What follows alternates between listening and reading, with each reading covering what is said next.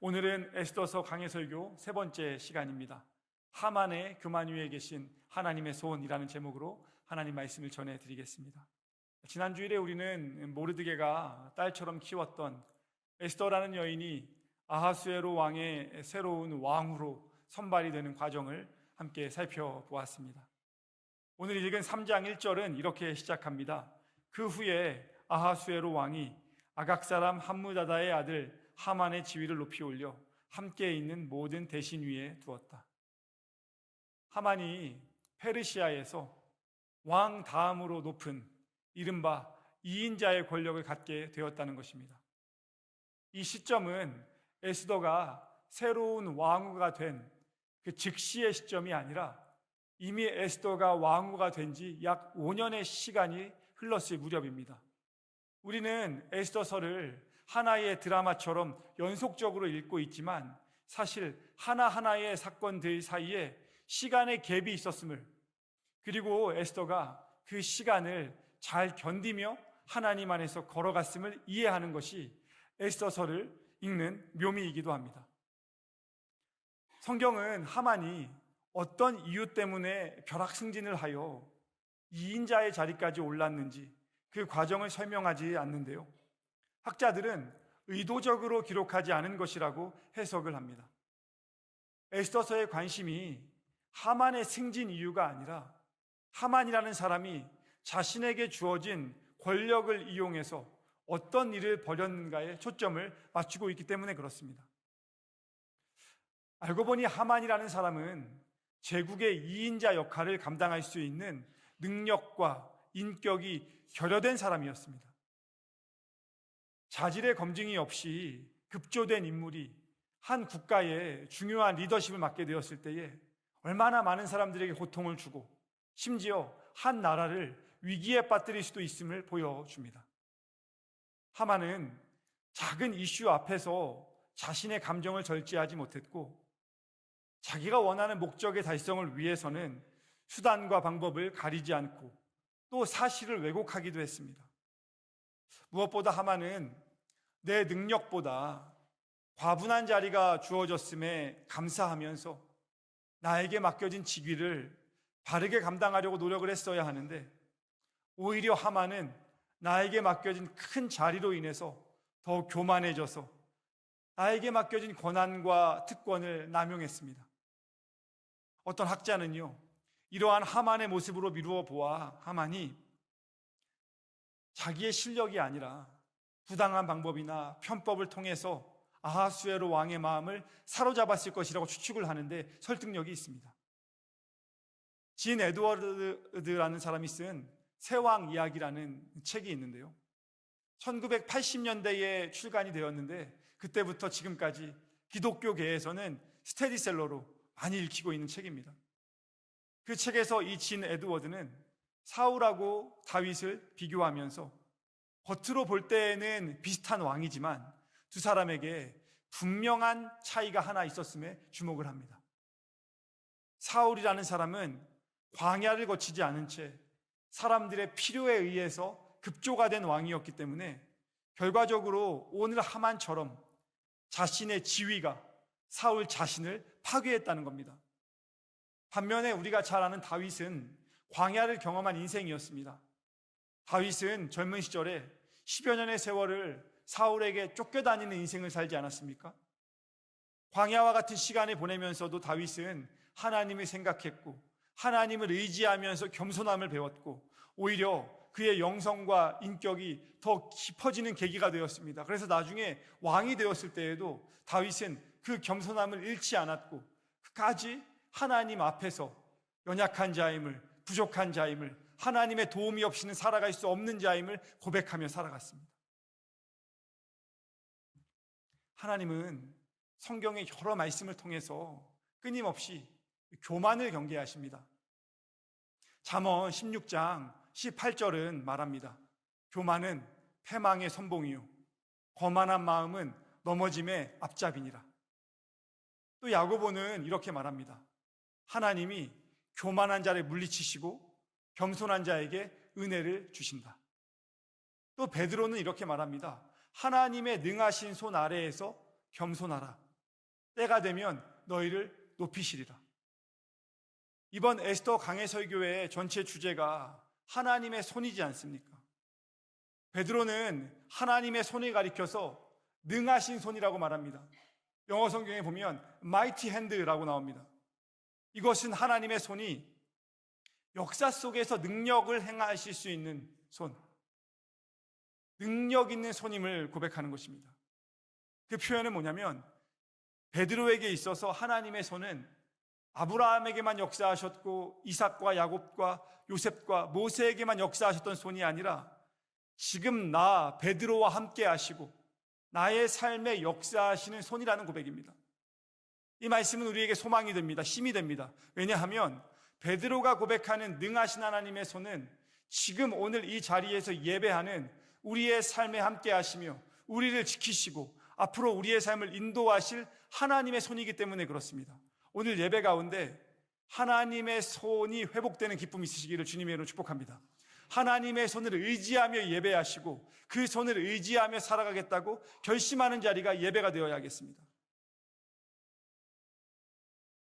그래서 베드로는 하나님의 손이 우리와 함께 하시니 스스로 교만하여 높아지려고 애쓰지 말고 하나님의 때와 능력을 늘 의지하면서 겸손한 마음으로 나의 모든 삶을 하나님께 맡기라고 권면하는 겁니다. 몇 달 전에 퍼즐 트립이라는 타이틀로 입양인들에게 가족을 찾아주는 프로그램이 있었습니다. 그 중에 한 사연을 우연히 보게 되었는데요. 한 노모의 사연이 소개가 되더라고요. 그래서 할머니가 자신의 사연을 이야기하는데요. 1976년 6월 달에 전주역 근처에서 6살 된 아들을 잃어버렸습니다. 일을 하러 나가야 돼서 3살 먹은 여동생을 6살 된 아들에게 맡기고 일을 하고 집에 왔더니 아들이 없어진 거예요. 이 엄마가 그때부터, 모든 엄마가 그랬겠죠. 이 아들을 찾기 위해 할 수 있는 모든 노력을 다합니다.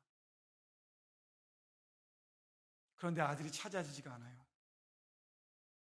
나중에는 이 엄마가 어떤 노력까지 하냐면요, 자신이 TV에 나오면 행여 아들이 나를 찾을 수 있지 않을까 생각을 해서 일부러 이 엄마가 전국 노래자랑에 나가요. 이 엄마가 아들을 찾기 위해 전국 노래자랑에 나가는 그 마음이요, 공감이 되죠.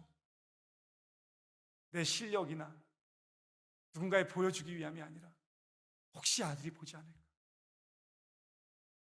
그런데 시간이 흘러가요. 아들을 찾을 수가 없습니다.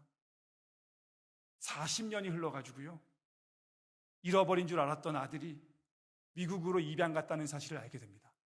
40년이 흘러서요. 그런데 이미 아들은 6살 때 헤어져서 입양을 갔기 때문에 미국인이 되어 있어요. 한국말 한마디도 할 줄 모릅니다. 금방 아들을 만날 줄 알았는데 아들은 아들대로 사정이 있고 또 아들에게도 지금 40년 만에 친엄마가 있다는 사실이, 이걸 받아들이는데 시간이 걸렸을 거 아닙니까? 그렇게 또 시간이 흘러가요. 9년이 지났습니다. 그렇게 49년 만에 이 TV 프로를 통해서 55세가 된 아들이 한국에 와서 친엄마를 만나게 되는 이야기예요. 얼마나 감동적인지 모릅니다. 이 아들이 미국에서 한국에 오기 위해 준비하는 장면들이 소개가 되고요, 공항으로 가는 아들에게 방송국 함께하는 이제 직원이 옆에서 한국을 가는 기분이 어떠냐, 엄마를 만나러 가는 기분이 어떠냐라고 물으니까 이 아들이 이런 말을 해요. 영어로 말하는 거죠. 저는 이 시간을 3단어로 표현하고 싶습니다. 3단어요. 그러면 3단어를 언급하는데 이런 단어를 언급합니다. 힐링, 치유의 시간. 내 인생을 치유하는 시간이다. 2번째, forgiveness, 용서하는 시간이다.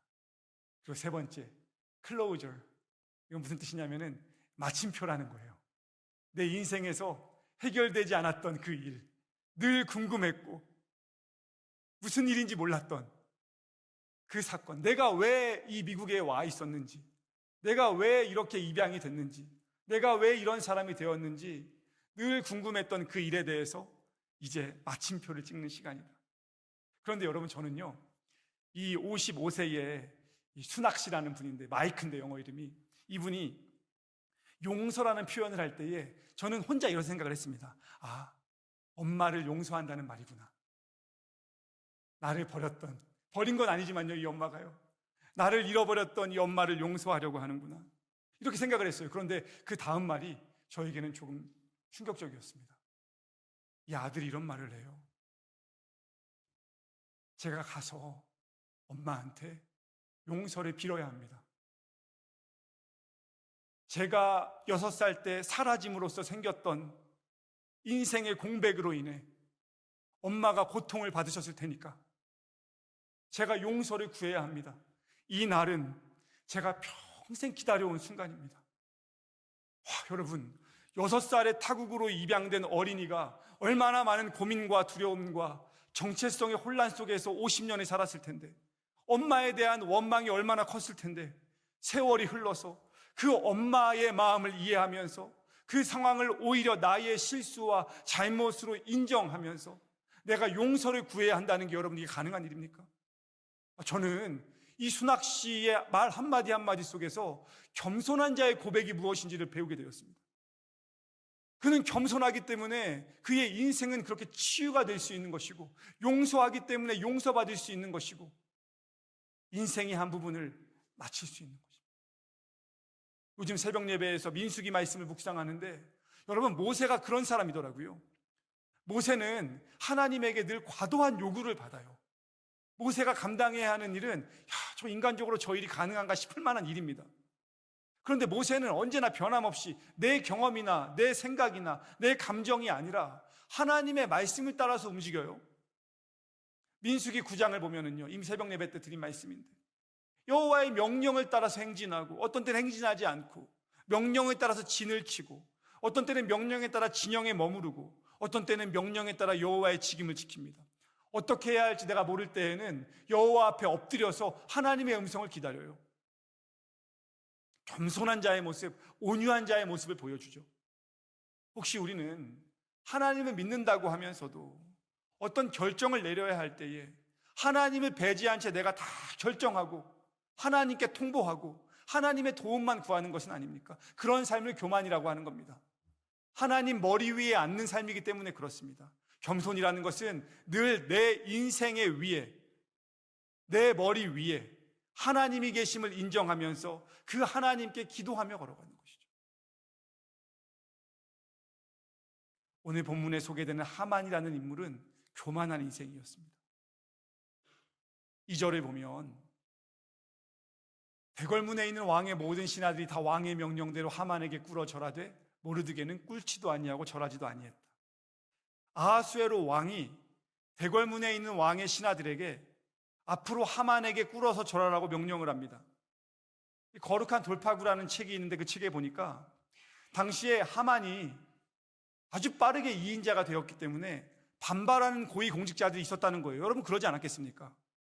그래서 이 왕이 내 명령에 토달지 말라는 경고를 담아서 앞으로 하만이 대궐에 출입할 때에는 모든 관리들은 무릎을 꿇고 하만에게 절하라고 명령을 했다는 겁니다.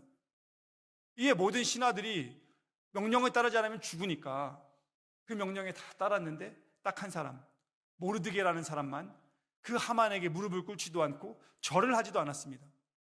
다른 신하들이 모르드게에게 왜 너는 절을 하지 않냐, 절을 해야 한다라고 날마다 권하는데 모르드게는 듣지 않았어요.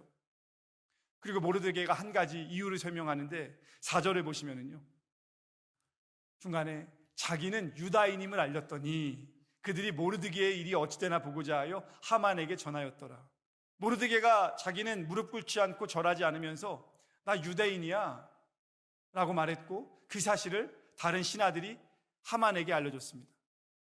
여기서 우리는 모르드게가 하만에게 절하지 않은 이유와 관련하여 자신이 유다인임을 알린 것인지, 왜 알린 것인지를 짚고 넘어가야 하는데요, 1절 말씀을 다시 보시면 하만을 소개할 때 이렇게 소개합니다. 그 후에 아하수에로 왕이 아각 사람 함무다다의 아들 하만의 지위를 높이 올렸다. 여기서 하만을 가리켜 아각 사람 함무다다의 아들이라고 하는데요, 아각은 역사적으로 보면 유다 민족하고 적대 관계에 있었습니다. 아말렉 족속에 속하는 아각 민족이었는데, 이 아말렉 족속이 이스라엘에게 큰 피해를 입힌 전력이 있거든요. 사무엘 선지자가 나중에 아각 왕을 죽이긴 했는데 그 후손들 중에 살아남은 자들이 있었고, 하만은 아마도 그 살아남은 아각 자손들 중에 한 사람이었을 거로 추정을 합니다. 하만은 모르드게라는 유다인이 자신에게 무릎을 꿇지도 않고 절하지도 않는다는 소식을 듣고 그의 눈앞에 나타나 보는데, 정말 모르드게가 무릎 안 꿇고 절을 하지 않는 거예요. 하만이 화가 많이 났습니다. 하만은 모르드게 한 사람만 처벌하는 걸로는 부족하다고 생각해서 모르드게를 비롯한 모든 유다인들이요, 유다인 민족 전체를 멸하겠다고 마음을 먹습니다. 한 개인을 향한 감정이 그 개인이 속한 민족 전체를 학살하겠다는 계획으로 확산이 된 겁니다. 여러분, 만약 하만이 정상적인 루트를 통해서 그 자리까지 올라갔다면, 또 다윗처럼 광야의 생활을 겪으면서 이인자가 되었다면, 모르드게 행동에 대해서 이렇게까지 과하게 반응하진 않았을 겁니다. 살다 보면 이런 사람도 있고 저런 사람도 있다고 생각하면서 웃고 넘겼을지도 모릅니다. 그런데 이 하만은 일반적인 절차나 관행에서 벗어나 권력자가 되었기 때문에 모든 신하들로부터 자기가 인정받아야 된다고 생각을 했어요. 그게 하만의 교만이었습니다. 교만했던 하만은 인격이 결여되어 있었습니다. 그리고는 유다인들이 멸할 날짜를 정하기 시작합니다. 7절 말씀 보시면은요, 아하수에로 왕 제12년 첫째 달 곧 니산월에 무리가 하만 앞에서 날과 달에 대하여 부르 곧 제비를 뽑아, 첫째 달에 제비를 뽑았는데 민족을 멸하는 날, 유다 민족을 멸하는 날이 언제로 나왔냐면 12째 달 곧 아달월을 얻었습니다. 1월에 제비를 뽑아서 언제 멸할까를 정하는 건데 1년 뒤 12월로 제비가 뽑힌 겁니다. 하만은 자기가 운명적인 날짜를 정했다고 생각을 했는데 결과적으로는 1년의 시간의 지연으로 인해서 그 시간 속에서 유다 민족은 살아날 수 있는 기회를 얻게 됩니다. 하만에게는 죽이려는 계획이 있었지만 하만의 교만 위에 역사하시는 하나님의 손에서 그 1년은 유다 민족을 살리는 계획이 작동되는 시간이었습니다. 이처럼 하나님은요, 하나님의 손은요, 사람의 우연처럼 보이는 선택과 심지어 악한 계획까지도 하나님의 뜻을 이루기 위한 재료로 사용하신다는 것을 애써서는 보여줍니다. 베드로의 고백처럼 그래서 하나님의 손은 능하신 손인 겁니다. 내가 다 이해할 수 없는 손이에요. 내가 헤아릴 수 없는 손입니다. 성경이 보여주는 하나님의 손은 능력의 손, 능하신 손입니다. 칼바르트라는 신학자는 그 하나님을 이해하며 이렇게 말합니다. 하나님은 심지어 인간의 실수를 통해서도 하나님의 일을 이루신다. 하나님은 하만은 내 뜻과 결정이 운명에 부합한다고 여겼지만 결국 그가 생각한 운명 또한 하나님의 섭리 안에, 다른 말로 하면 하나님의 손바닥 안에 다 들어있는 계획이었습니다. 교만했던 하만은 내가 가장 적절한 날을 찾았다고 생각했지만 결국 그 날이 나중에 어떻게 됩니까? 하나님이 유다 민족을 구원하시는 날이 됩니다. 하나님의 이름이 완전하게 드러나는 날이 되는 거예요. 그래서 우리는 오늘 예배를 드리면서 그 하나님이 나의 하나님임을 다시 한번 인식하고 그 하나님을 의지하고 그 하나님께 기도하면서 겸손한 삶을 살아가겠다고 결심하는 자리가 되어야 합니다. 그래서 이 주일의 예배는요, 내가 필요한 것을 하나님께 아뢰는 시간이 아니라 다시 하나님을 의지하는 시간이에요. 지난 한 주간 내 경험에 의해서, 내 감정에 따라서, 내 기분을 따라서, 내 관계에 따라서 살아와서 잘못된 것들을 하나님께 용서를 구하는 것에 그치는 것이 아니라 나에게 하나님이 있음을 인식하고 그 하나님을 의식하고 그 하나님께 내 삶을 다시 의지하면서 나에게 맡겨진 일들을 겸손하고 성실하게 감당하겠다고 하나님 앞에 결심하는 시간이 되어야 하는 것이죠. 주일 예배는 내가 하나님 머리 위에 앉아있는 사람이 아니라 하나님이 내 머리 위에 계시며 하나님이 내 삶을 다 알고 계시고 나를 보고 계시고 우리 가정을 보고 계시며 하나님의 손이 내 삶을 인도하신다는 그 사실을 믿고 고백하고 그 하나님의 손 안으로 들어가겠다고 결심하는 시간인 것이죠. 그래서 주일 예배는 내 인생의 주인이 누구인지를 확인하는 시간입니다. 내가 내 삶의 주인이 아니라 나를 만드시고 나를 여기까지 인도하시고 우리 가정을 이끌어 가시는 진정한 주인이 계심을 고백하는 시간인 것이죠. 어떤 목사님께서 설교 중에 예화를 언급하시는데 이런 말씀을 하시더라고요. 한 교회가요, 주차 공간이 부족해서 늘 어려움을 겪었답니다. 우리 교회도 요즘에 이제 주차가 좀 쉽지 않아서 늘 이제 고민하고 방법을 찾고 있는데 그 교회도요, 주차가 어려운 거예요. 근데 마침 교회 바로 옆에 공터가 하나가 있는데 그 주차장을 그 공터를 교회가 좀 매입하면 좋겠는데 불신자인 주인이 그 땅을 안 파는 거예요. 여러 가지 노력을 해도 주인이 땅을 안 팔아요. 교인들이 함께 기도하면서 이런저런 노력을 하던 중에 공터 주인이 먼저 연락이 오는 거예요. 그러면서 하는 말이 땅은 안 팔 건데 일요일마다 공터를 주차장으로 써라. 그리고 비용도 받지 않겠다. 할렐루야. 얼마나 좋아요. 여러분, 공터를 주일마다 그냥 주차장으로 다 쓰라고 하면서요, 비용도 안 받겠대요. 그 조건이 딱 하나가 있어요. 52주 중에 한 주 내가 정하는 주일, 그 주일은 주차장을 사용할 수 없다. 여러분, 괜찮은 제안입니까? 별로인 제안입니까? 괜찮은 제안이죠.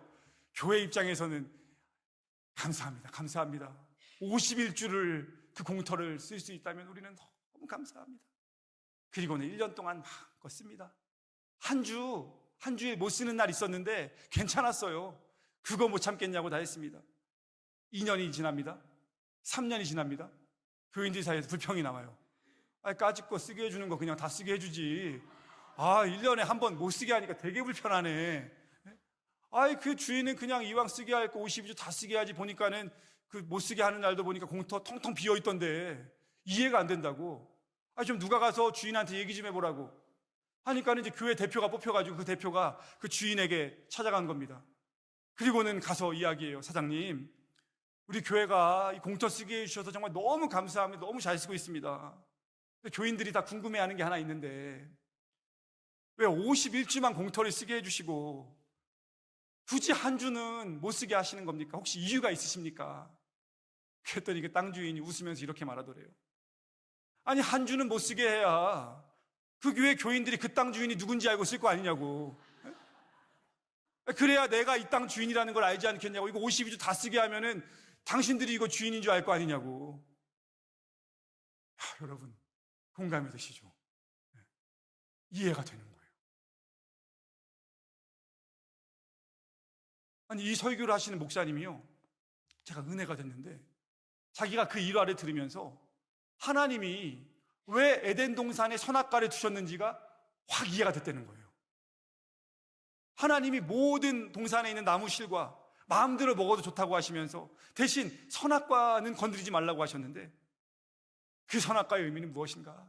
그 선악과를 바라볼 때에 생각해야 된다는 거예요. 이 에덴 동산의 주인이 내가 아니지. 주인이 있지. 하나님이 이곳을 창조하셨지. 이 동산은 나에게 맡겨주신 자리에 불과하지.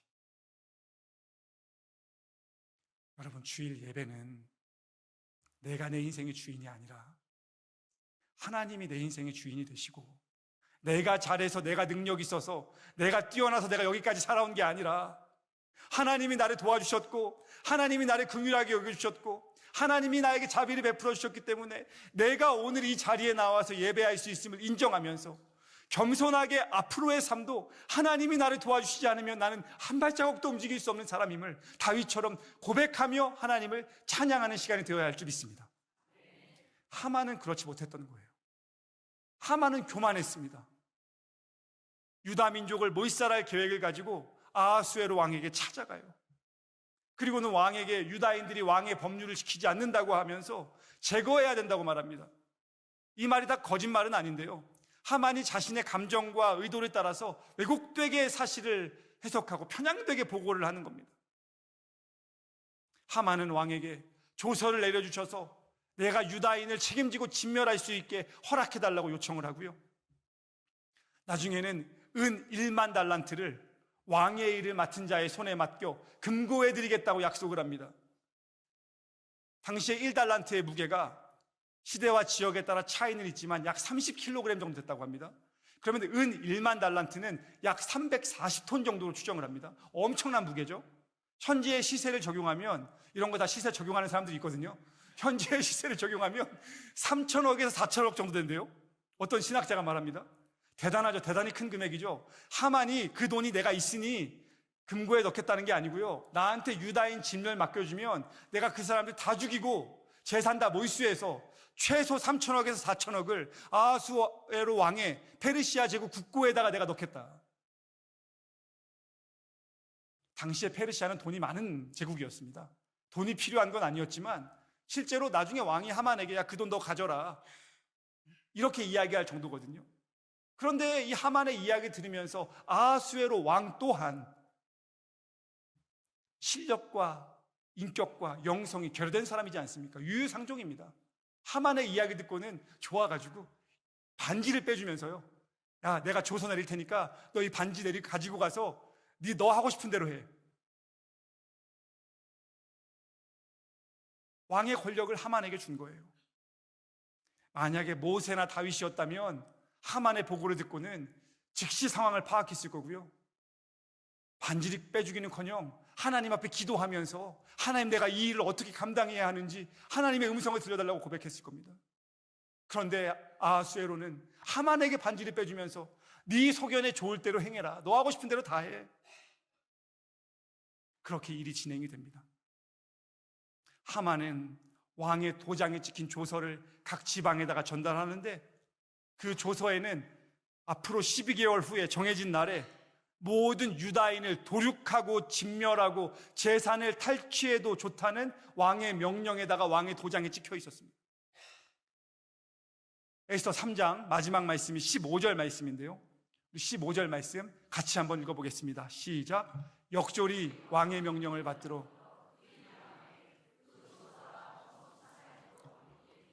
왕은 하만과 함께 앉아 마시되 수산성은 어지럽더라. 교만했던 하만과 아하수에로는 함께 모여 또 술을 마시고 있고요, 수산성은 어지러웠습니다. 우리의 인생에도 마치 유다인들이 경험하는 상황처럼 이유도 알지 못한 채 어지러울 때가 있죠. 뭐가 뭔지 모를 때가 있죠. 생각지 못했던 어둠과 생각지 못했던 낙심이 찾아올 때가 있지 않습니까? 그런데 에스더서는요, 아직 3장에선 드러나지 않지만 하나님께서는 그 어지러움 또한 하나님의 섭리가 역사하는 하나의 과정으로 사용하시고, 하나님은 그 어지러움을 통해서도 하나님의 일을 행하신다는 것을 우리에게 보여줍니다. 오늘 말씀을 통해서 우리가 기억해야 하는 것은 하만처럼 아하수에로처럼 교만한 삶이 아니라 하나님을 의식하고 하나님을 기억하면서 하나님께 기도하며 하나님을 의지하는 능력의 손, 능하신 손을 붙잡고 살아가는 겸손한 인생이 되겠다고 결심을 하는 겁니다.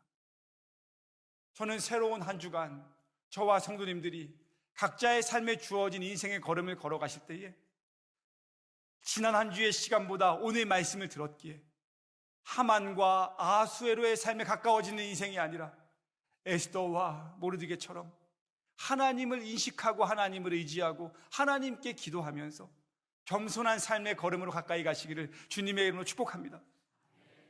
제가 아까 말씀드린 49년 만에 엄마를 만난 그 순학 씨라는 남성분이요, 공항에서 이제 엄마랑 가족들이랑 여동생이랑 삼촌이랑 다 헤어지는 거예요. 이제 여기서 헤어지면 또 언제 만날지 몰라요. 다 알아요. 언제 만날지 모른다는 거를. 그런데 이 49년 만에 엄마를 만났다가 헤어지는 아들이 마지막 공항에서 헤어지면서 엄마한테 이런 말을 합니다. 엄마, 제가 너무 늦어서 죄송해요. 그리고 또 이런 말을 합니다. 엄마, 어렸을 때 제가 실종이 돼서 죄송해요. 그리고는 이런 말을 합니다. 엄마, 5년 동안 어렸을 때 저를 잘 키워주셔서 그게 너무 감사합니다. 그 5년의 시간이 영어로 뭐라고 이야기하냐면 Thank you for giving me my foundation. 내 인생의 기초를 어머니가 주셨음에 저는 그걸 늘 감사하며 살아갑니다. 저는 이분의 그 몇 마디 엄마를 향한 고백 속에서 하나님이 이 사람의 삶을, 하나님이 이 사람의 인생을 어렵고 힘든 입양아로서의 광야의 시간에 보내며 한없이 겸손하게 만드셨고, 신앙적으로 연결시키려고 의도적으로 제가 그러는 건 아니지만 엄마를 만나러 갔을 때에 50년간 그 아들이 기다린 엄마의 집, 다른 사람들은 그게 안 보이실 텐데 저는 목사여서 그런지 그게 눈에 딱 들어오더라고요. 집 뒤에 큰 액자가 세로로 놓여져 있어요. 엄마가 그 아들을 위해 평생 기도한 거예요. 그 옆에 아들 사진이 있거든요. 사진 엄청 많아요. 이렇게 쓰여 있습니다. 여호와는 나의 목자시니 내게 부족함이 없으리로다. 아들을 잃은 엄마가 49년간 그 아들을 기다리면서 하나님께 기도한 거예요. 플랜카드가 집 앞에 붙어 있는데 49년 만에 집으로 돌아온 아들을 환영하고 축복합니다. 보니까 엄마도 겸손한 사람이고요, 아들도 겸손한 사람이에요. 그 겸손 속에서 아들이 고백했던 것처럼 하나님이 치유, 힐링을 이뤄가시고 서로 용서하면서 서로 잘못했다고 하는 과정 속에서 서로의 삶을 회복시켜 주시고, 클로우저, 해결되지 않은 것 같았던 그 인생의 한 부분, 어지러워 보였던, 아무도 해결할 수 없을 것 같았던 그 사건이 해결되어서 맞춰지는 것을 보게 됩니다.